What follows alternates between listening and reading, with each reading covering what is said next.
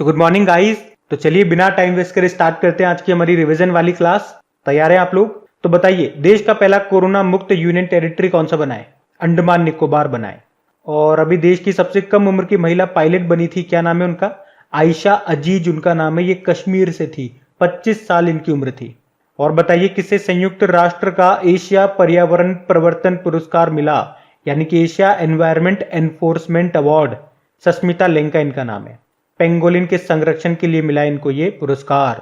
अब बताइए, e cabinet प्रणाली लागू करने वाला देश का पहला राज्य कौन सा बना था? हिमाचल प्रदेश बना था।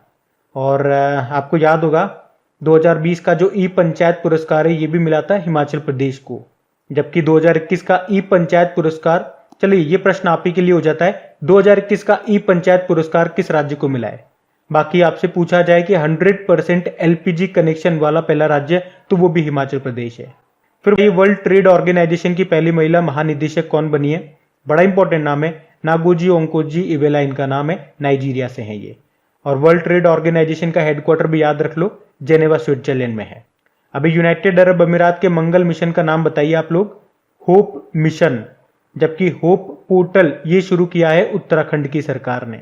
अब बताइए, मिस इंडिया 2020 कौन बनी थी? तो मानसा वाराणसी बनी थी। जबकि मिस यूनिवर्स 2020 का खिताब किसने जीता? एंड्रिया मेजा ने। ये मैक्सिको से हैं, एंड्रिया मेजा, मेजा ही आ गया।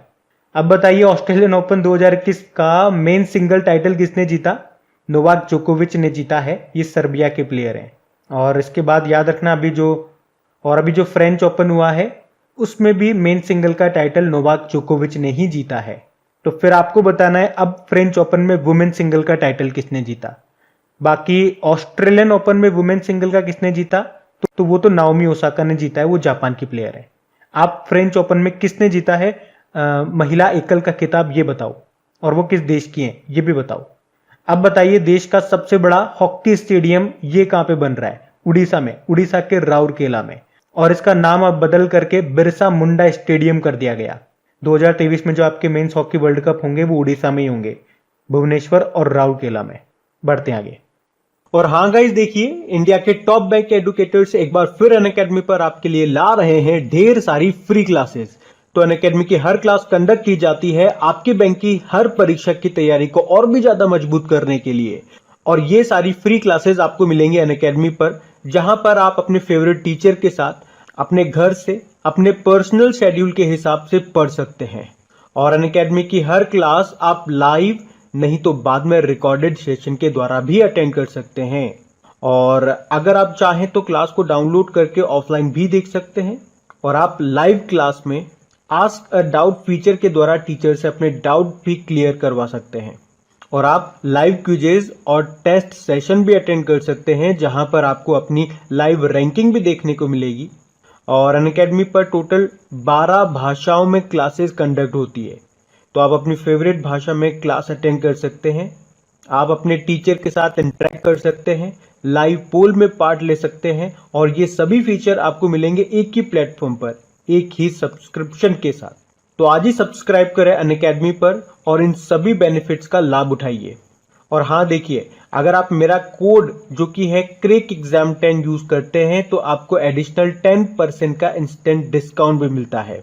तो आपको इन सभी क्लासेस के जो लिंक हैं वो नीचे डिस्क्रिप्शन में मिल जाएंगे, तो वहां जाकर के आप इन सबका बेनिफिट उठा सकते हैं। अभी हम बढ़ते हैं आगे। अच्छा, डेज की बात करते हैं। तो बताइए, अंतरराष्ट्रीय नृत्य दिवस ये कब मनाया गया? तो आंसर होगा 29 अप्रैल को, जिसकी थीम थी पर्पज ऑफ डांस।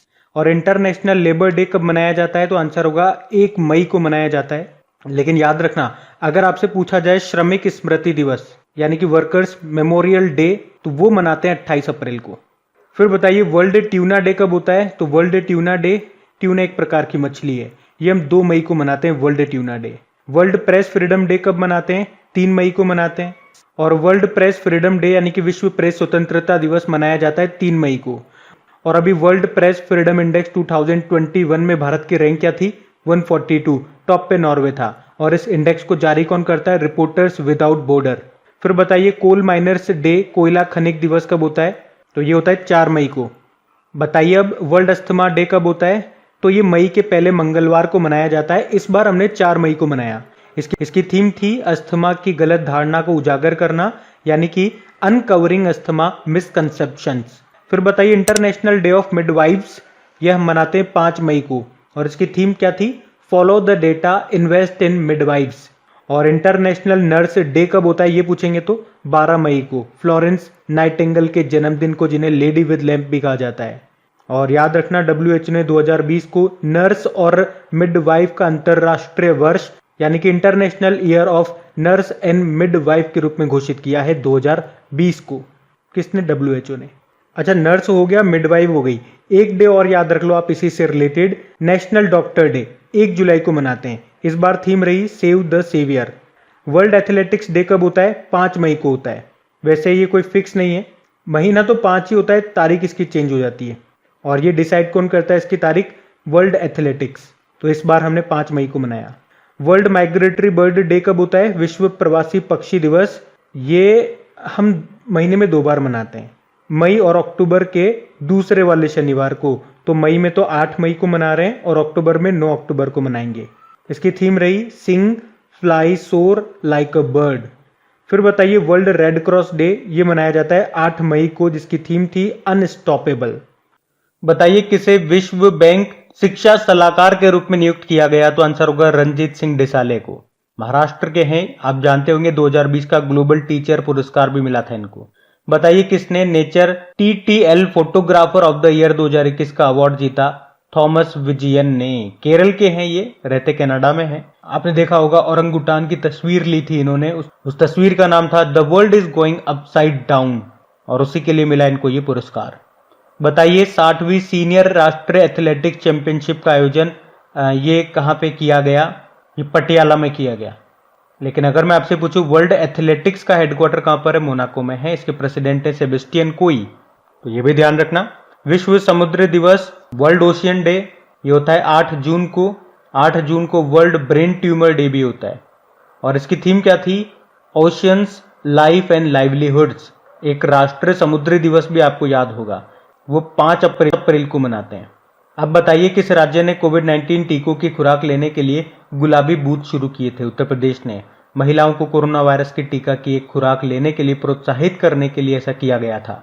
CBSE ने अपने पाठ्यक्रम में कोडिंग और डेटा विज्ञान यानी कि डेटा साइंस विषय को शुरू करने के लिए किसके साथ समझौता किया था? माइक्रोसॉफ्ट के साथ।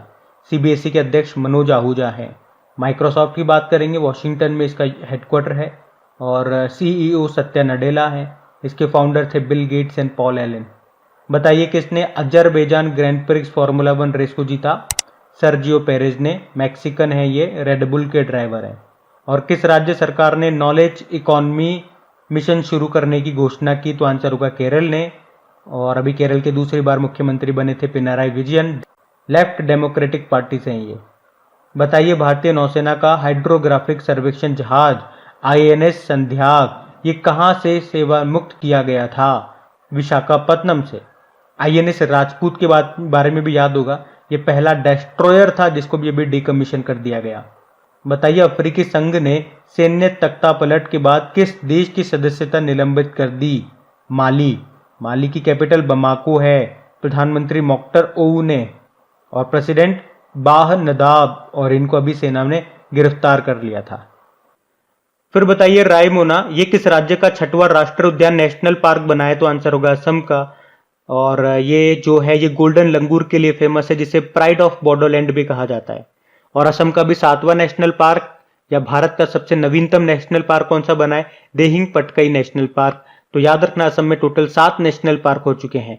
पहले 5 कौन कौन से थे? काजीरंगा जो कि एक सिंग वाले गेंडों के लिए फेमस है, Manas national park, Nameri national park, Orang national park और डिब्रू शिखोवा नेशनल पार्क। बताइए किसे यूनाइटेड नेशन जनरल असेंबली के अध्यक्ष के रूप में चुना गया? तो आंसर अब्दुल्ला शाहिद को। मालदीव के विदेश मंत्री हैं ये, अभी 76 सेशन के लिए इनको अध्यक्ष चुना गया है। और फिर बताइए 2024 में FIH यानी कि international hockey federation hockey 5 world cup की मेजबानी कौन सा देश करेगा? ये हॉकी का एक नया टूर्नामेंट है, ये होंगे ओमान के मस्कट में। ओमान से आपको 2 पॉइंट याद रखने हैं। एक तो 2019 का गांधी शांति पुरस्कार के लिए ओमान के दिवंगत सुल्तान कबूस बिन अल सैद को चुना गया। यहाँ की करेंसी ओमानी रियाल है।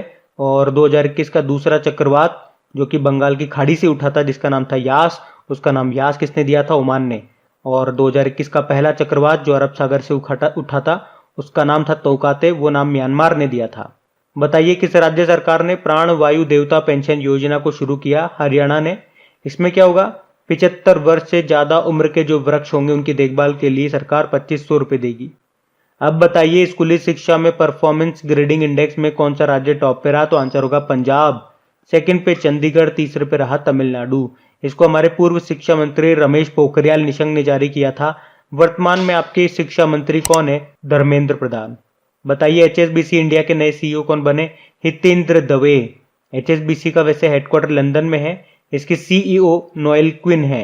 एचएस फॉर्म क्या होता है? Hong Kong and Shanghai banking corporation. किस हवाई अड्डे ने नेट एनर्जी न्यूट्रल स्टेटस प्राप्त किया?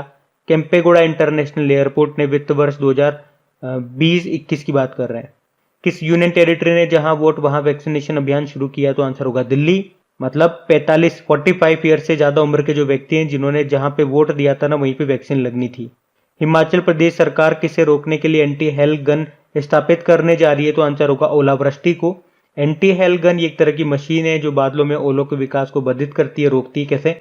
शेक वेव्स उत्पन्न करके, क्योंकि जो ओले होते हैं जो फसलों पे गिरते हैं तो फसलें बर्बाद हो जाती है। किस फिल्म को 67th राष्ट्रीय फिल्म पुरस्कार 2021 में पर्यावरण संरक्षण पर सर्वश्रेष्ठ फिल्म राष्ट्रीय पुरस्कार मिला? तो आंसर होगा वाटर ब्यूरियल, और ये अरुणाचल प्रदेश की है। इसके निर्माता निर्देशक शांतनु सेन है।